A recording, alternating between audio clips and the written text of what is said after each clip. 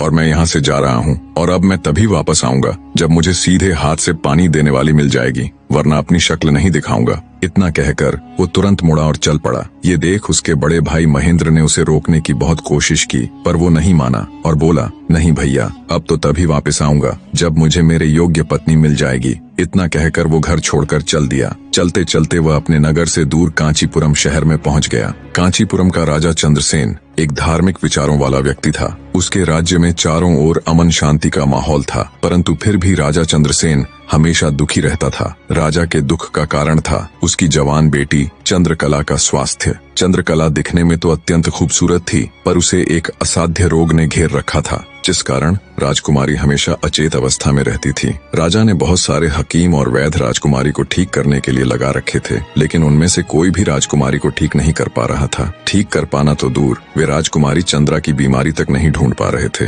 राजा को हमेशा यही दुख सताए जाता कि उसकी बेटी का क्या होगा। जब सभी प्रकार के वैद्यों, हकीमों और पूजा पाठ तंत्र मंत्र से भी राजकुमारी चंद्रकला को कोई फायदा नहीं हुआ, तो राजा ने अपने राज्य में यह घोषणा करवा दी कि जो व्यक्ति मेरी बेटी को ठीक करेगा, मैं उसके साथ ही अपनी बेटी चंद्रकला का विवाह कर दूंगा और उसे अपना आधा राज्य भी दूंगा। लखन जब राज्य की राजधानी में पहुंचा तो उसने देखा कि वहां हर तरफ राजकुमारी की चर्चा हो रही थी। राज्य का हर कोई व्यक्ति राजा की घोषणा और राजकुमारी की बीमारी की बात कर रहा था। जब लखन ने एक व्यक्ति से इस बारे में पूछा तो व्यक्ति ने राजकुमारी की बीमारी से लेकर राजा की घोषणा तक का सारा किस्सा लखन को बताया। सारी बातें सुन लखन कुछ देर वहां खड़ा विचार करता रहा। फिर कुछ सोचकर वो राजमहल की तरफ चल पड़ा। एक जिंदा सांप राजा की लड़की के पेट में रहता था। सांप ने राजा की लड़की को अपने वश में किया हुआ था। जब रात होती तो वो कुछ देर के लिए राजकुमारी के मुख से बाहर निकलकर जंगल की तरफ चला जाता और सुबह होने से पहले ही वो फिर से उसके अंदर चला जाता।